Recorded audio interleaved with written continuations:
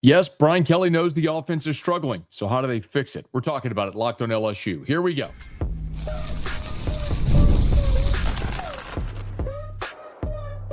You are Locked On LSU, your daily podcast on the LSU Tigers.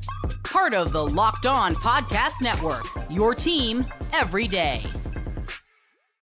Okay, let's get it. It is Locked on LSU, your team every day. I'm your host, Matt Moscona. Thanks so much for making us your first listen. We are free, available wherever you get great podcasts, of course, on YouTube as well. So please subscribe. As always, one of the fastest ways to help us grow is by leaving your comments below. So thank you sincerely for that. Today's episode is brought to you by Game Time. Download the Game Time app, create an account, and use the code LOCKEDONCollege for $20 off your first purchase. So, Brian Kelly met with reporters on Monday, and yes, he did disclose that Garrett Nussmeier has a torso aggravation that he's dealing with.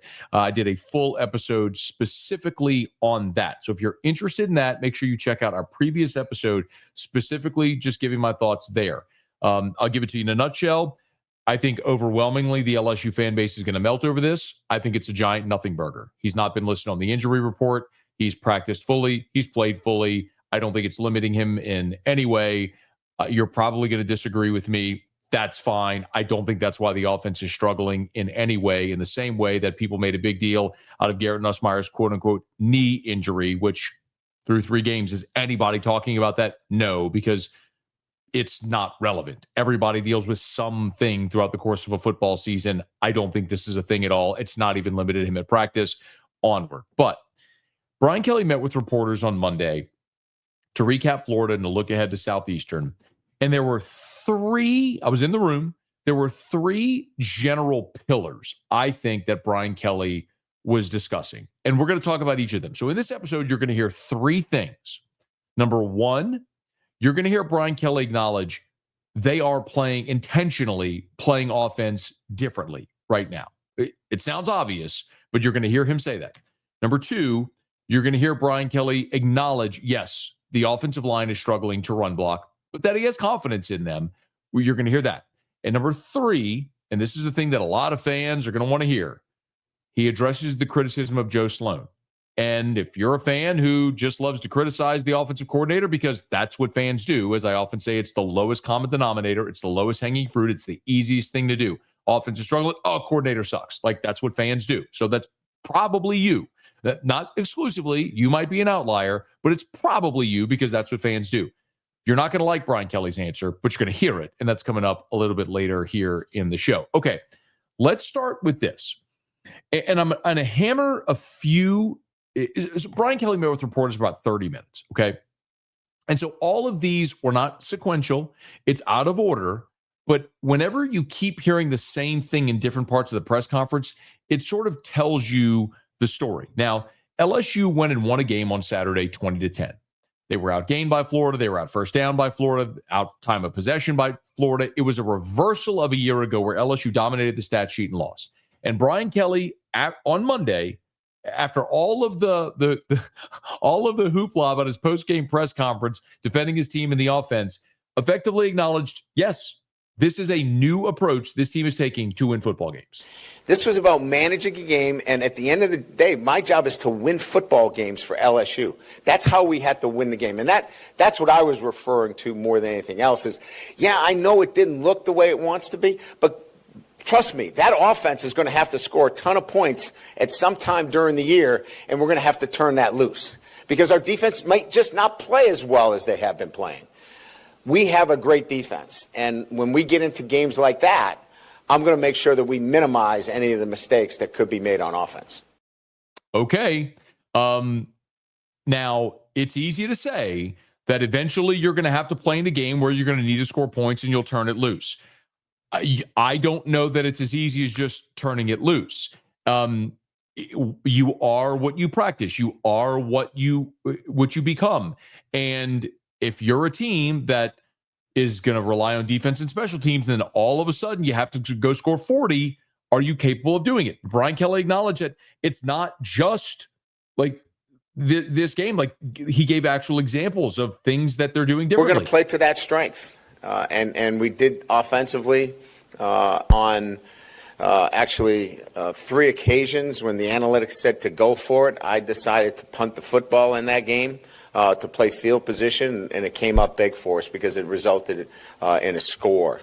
So 3 different times. 3 different times analytics said go for it. 3 different times he punted. Why? Because he relied on his defense. He continued. Last year, we were taking the analytics and running that as a 3rd and a 4th down play. So if we got to, 4th and 1, we were going, But this year, I'm playing it a little bit different based upon the strength of our defense. Last year, we needed to score more points. Now, as we move forward, we're going to need to do both, right? So I think that that's really about how we operate in the week of practice in terms of developing an inventory. These are our plays. This is what we're going to look at in 3rd and short situations. Listen, every team, I say this often in every sport. If you're an everydayer and you've been here since baseball season, you heard me say this throughout the baseball season when people were melting about the bullpen and all the stuff with LSU. Teams are allowed to improve. The season is a 4-month marathon.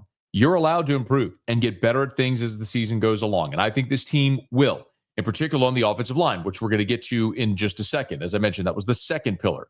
But understand that Brian Kelly is acknowledging, regardless of what he said Saturday after the game, he is acknowledging they are intentionally playing differently right now than they have in the past. And I think this is a correlation, if you want one from the LSU football past, to what happened to LSU in 2008. LSU won the national championship in 2007 with Gary Crowton as the offensive coordinator. They called him the Wizard. They go in 2008 with a young quarterback and a bad defense. They throw for a bunch of yards and score a bunch of points, but Jarrett Lee threw a bunch of interceptions. The defense wasn't very good, and LSU ended up losing 5 games that year. And Les Miles said never again. So he decided he was never going to lose games that way again. He was going to build his offense around a great offensive line, running the football, ball control, and a fantastic defense. And he did that and built a great team in 2011 that should have won a national championship. All that to illustrate there's many different ways to go about it. But similarly, Brian Kelly built a great offense. They had literally a prolific offense that had a Heisman Trophy winner on a 3-loss team. The number 1 offense in the country in total offense, number 1 scoring offense, and they lost 3 games. A year ago, you had a 4,000-yard passer. You threw the ball 60% of the time, and you lost 4 games. And Brian Kelly is determined he's not going to lose games like that. You heard him say it. His job at LSU is to win football games, and this is the methodology he thinks he needs to win it. My question is, when the time comes and you have to go score 30, are you able to? When you have to grip it and rip it and throw it 45 times, are you able to do it? I know they've got great weapons offensively, but if you don't go practice that every Saturday, can you just flip the switch? Ideally, if you want to be a championship team, you play great defense, but you're also able to move the ball and score. On a day where the defense goes and grabs 5 interceptions and your offense puts 13 points on the board, that's a problem. That's a problem that they've got to fix. And I think the reason the offense isn't going like a lot of us would like to see it is not because of Garrett Nussmeier's torso. It's because of the one thing that we have talked about literally since the day last season ended, when LSU had 4 offensive linemen drafted, and now we talked about it all spring and all fall camp. It's this offensive line that has got to play better. Now, can they? Sure, but you're going to hear Brian Kelly acknowledge the issues they're having when we come back. Locked on LSU, your team every day. Today's episode is brought to you by Prize Picks, the daily fantasy app where making the right call can actually pay off. You and I make decisions every day, but on Prize Picks, being right means cashing in. With football back, Prize Picks is the simplest and fastest way to get in on the action. Just pick more or less on 2 to 6 player projections, and you can turn your takes into real prizes, all in less than 60 seconds. It's quick, it's easy. Honestly, my favorite way to follow along with football. I love checking projections like Josh Allen for more or less than 270 passing yards, or Saquon for more or less than 1 rushing touchdown. And the best part, even if one of your picks misses, Prize Picks invented the flex play so you can still double your money. So download the Prize Picks app today and use the code LOCKEDONCollege to get $50 in lineups after you play your first $5 lineup. That's code LOCKEDONCollege for $50 in lineups after you play your first $5 play. Prize Picks. It's good to be right.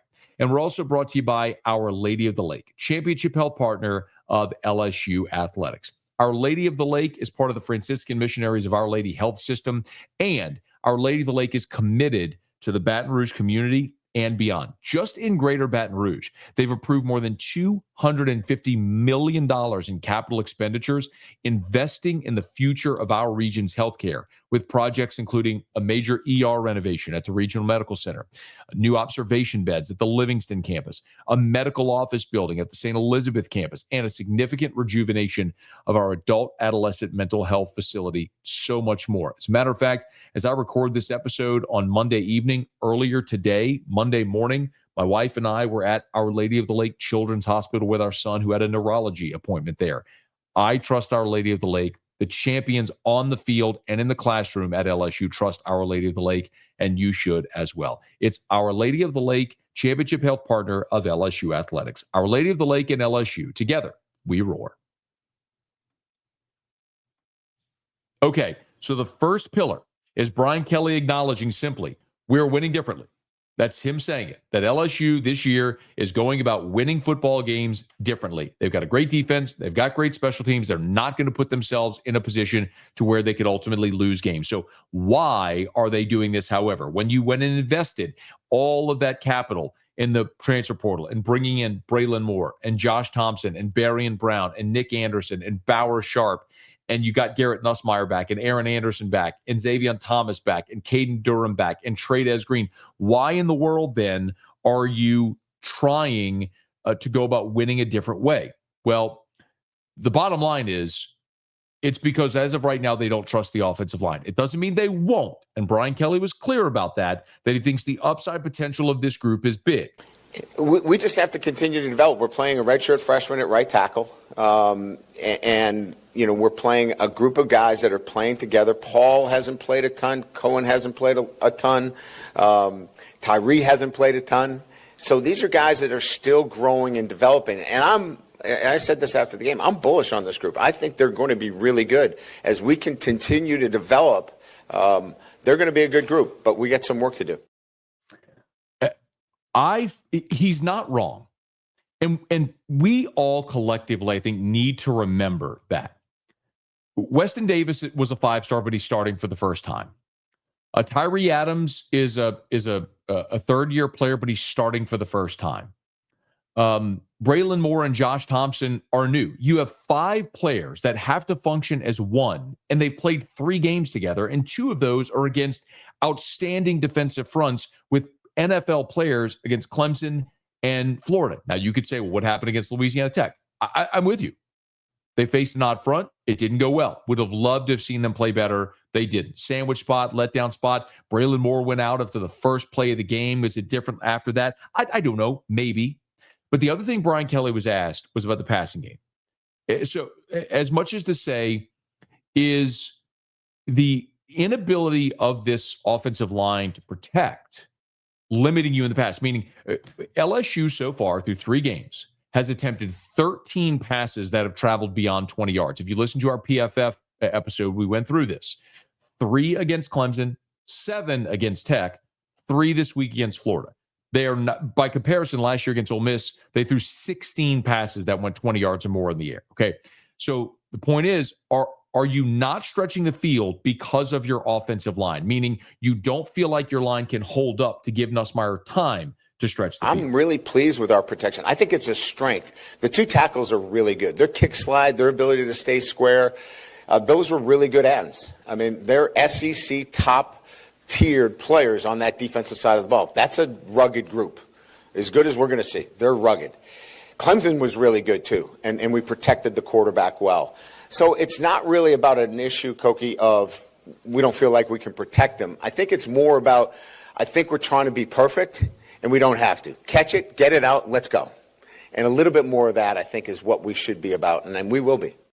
We're going to come back to that in a second. We're trying to be perfect, catch it, get it out, let's go. I'm going to come back to that in a second because that's part of the third thing we're going to talk about, which is the criticism of Joe Sloan and the play calling. So file that away. We're going to come back to it. But Brian Kelly said he's pleased with the pass blocking, and he's not wrong. Again, a year ago against this defense, you allowed 7 sacks and 11 tackles for loss. You were hurried 14 times and pressured 20 times in that game, and that's what lost the game for you. In this game on Saturday, you did not allow a sack, and there were 2 pressures in the game. That's it. Tyree Adams' pass block grade was this is against Florida, was an 87. He says the tackles are good. Tyree Adams' pass block grade was an 87. Braylon Moore on a bum ankle, 83. Paul Mabenga, 75. Weston Davis was a 65. Josh Thompson was a 65. Cohen Eccles was a 43. Even Thompson and Davis on the right side, who struggled, were good in pass protection. Weston Davis allowed a pressure and Cohen Eccles allowed a pressure. Your other starters didn't allow a pressure. So Brian Kelly's not wrong. The numbers bear it out.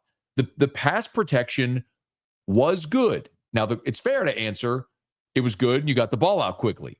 But what if you were trying to stretch the field? Now, the other part of that is what I just said. A year ago, Florida wrecked the game. So I asked Brian Kelly, did that result a year ago? Knowing that you dominated the stat sheet and still lost the game because you couldn't protect your quarterback, did that impact your game plan in this game? And he gave an example. Going into the game, they played 3 down 4% of the time. In this game, they played it 54% of the time. We have to be able to learn on the run and adapt. And we have some young guys that are playing for the first time that are learning and adapting as they go. Now, that's on coaching too. Like when I go in there and you tell me that 4% of the fronts are over Joel, which is their 3 down look, I'm like, okay, well then that should be reflected in how much they see it during the week, right? We saw it almost 54% of the time. And there were some things that we struggled with the 4 technique. The 4 technique is hard to cut off. The 4 technique is hard to double team up to the next level. That's on us. As coaches, we got to be better in those situations. But our guys are going to be better because they're learning those things and adapting to those things on a day-to-day basis. Does that make sense? Basically, what their stats showed is that Florida ran a 3-man front 4% of their snaps. Against LSU, they ran a 3-man front over 50% of their snaps. So Florida did something in game that LSU had not seen on film. So the coaches did not have the team ready for that. They clearly didn't practice that enough, and they didn't adjust well enough in game at times. That's what he's saying. The coaching has to be better. It all has to be better. This whole operation has to be better. And these guys have to play together. And also, as Brian Kelly said, they're going to have to get better technically. Where we've got to get better is technically. Our guys are playing hard. They are locked in. We've got to be better in terms of technique. This is a big week for us, in terms of developing the technique and the experience that we have, and still being consistent with running the football. And I was happy with that. Our play calling never put us in a situation where we were so far behind the chains that it became a situation where we put the ball in harm's way. We've got to convert some 3rd down situations. So when we look at this from a bigger picture standpoint, 3rd down conversions are really what we need to do a better job with, 3rd and short in particular. So that's the work that we'll see a lot of moving forward because we're going to be in a number of those situations. Brian Kelly is telling you they've changed so far this season the way they had to play to win the games. And yes, they understand they've got to get better on the offensive line with a young group that hasn't played a lot together, and they're learning as they go. So the key to this season for LSU is how much better can that offensive line get as this season goes along. The great news is you might have already played your 2 most difficult defenses. We may look back at the end of the season and go, Clemson and Florida are the best defenses that you're going to face all year. Maybe a healthy Alabama front. We'll see. I think Oklahoma could end up being pretty good. I would have said Texas A&M, but they just went on the road and gave up 40 points to Notre Dame. So it may be, it's not saying you won't face good ones.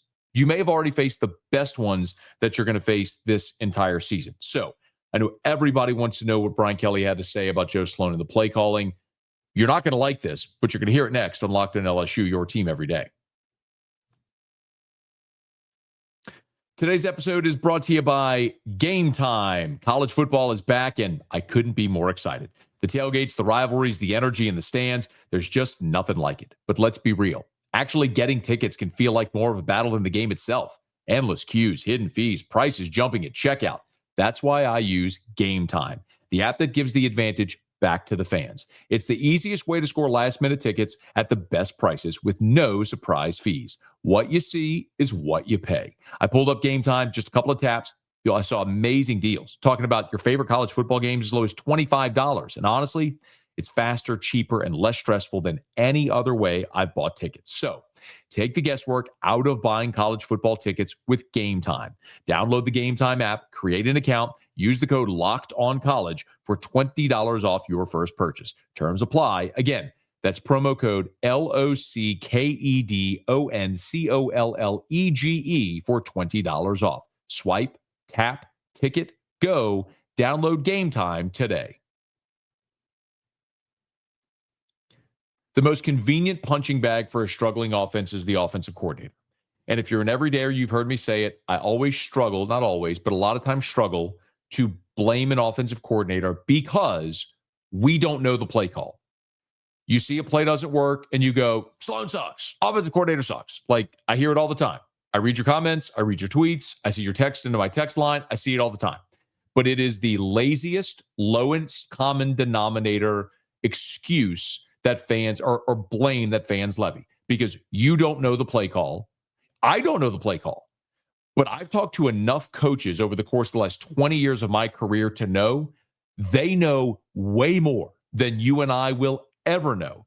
And Brian Kelly effectively laid waste to the claims of the criticism of Joe Sloan and his play calling. I had to answer questions of being critical with Blake last year, right? I mean, he is doing what he's asked to do to manage the games the way we need to play. We have a top 10 defense, I believe, in the country.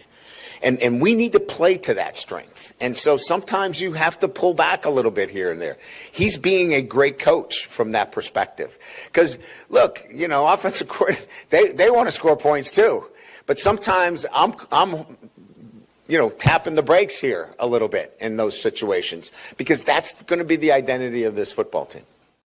Brian Kelly is telling you, he is telling Joe Sloan, tap the brakes. This is going to be the identity of this football team.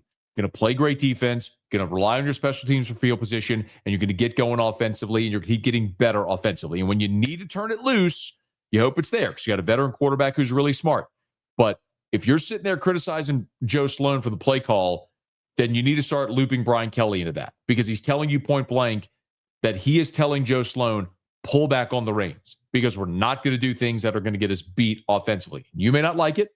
As Brian Kelly said, the first soundbite we played, it's not aesthetically pleasing. It's not the thing we want to see. I don't like it. I would love to have seen LSU win that game 45-10 on Saturday night because I think they could have. You got 5 takeaways in that game. You should have blasted Florida out of the stadium. But there's always the possibility that defensive front could have wrecked you, and they weren't going to let it happen.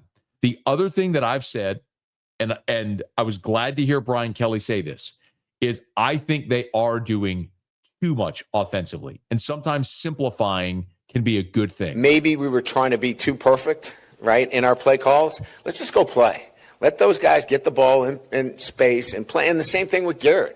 You know, doing a little bit too much, checking every play. He's so smart. I mean, he can manage the whole thing. But sometimes, you know, less is more. And I think as you continue to go, you know, into the 4th week, we're developing what that identity should look like from an offensive standpoint. You're doing too much. Sometimes just call the play and go run it. I think we've talked about it each week here. A big part of the pre-snap penalties is all of the pre-snap motion, the checks at the line of scrimmage. Sometimes go to the line of scrimmage, run the play that's called.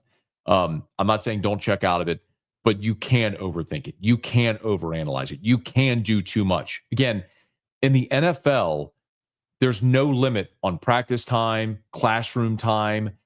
This is these guys' livelihoods. They can be at the facility before dawn and there until after dark. Like in college, you can't do it. There's a limit to the amount of hours you can spend on the practice field. There's a limit to the amount of the hours you can spend in the classroom. Plus, you have to go to class and do so many other things. Like sometimes you do need to simplify and pare things down. And I think maybe we're going to start to see some of that. Again, the next 2 weeks, I think, are going to be critical for LSU. You're playing an FCS opponent that you should outclass. This should be a glorified scrimmage where you go and do all the things that you're trying to work on and have a lot of success and get a little feel good back in your belly. And then next week, you're going to go to Oxford and play Ole Miss, an Ole Miss team that just gave over 500 yards to Arkansas. That is hot poo-poo on defense. They lost all of their NFL talent a year ago. All those guys, Walter Nolan, Pooh Paul, Princely Umanmiel, and Trey Omis, they're all gone. All those dudes are gone. All those portal ads, they were all in for 1 year, and now they're all gone. And you got Sage Ryan starting at safety. Like, LSU should go into Oxford and do whatever they want offensively against Ole Miss. So let's see how it looks in the next 2 weeks. Do they continue improving? Do they continue playing better against two lesser defenses that they're going to face in each of the next 2 weeks? That's going to be a giant telltale. And then, by the way, after you play Ole Miss, you get an open date to get healthy, to work even more. Then South Carolina, who is reeling, comes into Baton Rouge. By the way, Vanderbilt just went into Williams-Brice Stadium and hung 35 on Vanderbilt in their own building. You don't think LSU and Tiger Stadium is going to have an opportunity to go put up points against South Carolina? I'm telling you, the toughest defenses LSU is going to play all year, they might have already faced. Time will tell, but we'll see if this offense can keep getting better. Okay, that's going to do it for us here on today's episode. It's another big moment for Locked On. College football fans, Locked On and Fire TV present College Football Kickoff, your ultimate college football weekly preview. Drake Toll of Locked On Big 12 leads the conversation alongside two-time AP Coach of the Year Gary Patterson, former college star Jesse Holley, and Locked On's local experts. A college football preview only Locked On can do. Catch College Football Kickoff every Thursday throughout the season only on Fire TV. Hey, if you're listening on podcast, thank you so much. Please subscribe on your favorite podcast app. Rate us, leave a review. If you're on YouTube, smash that like button, subscribe to the channel, and hit the bell so you're notified whenever we post a new video. And let a friend know that if they love the Tigers, we got you here every single day for Locked On LSU. It's your team every day.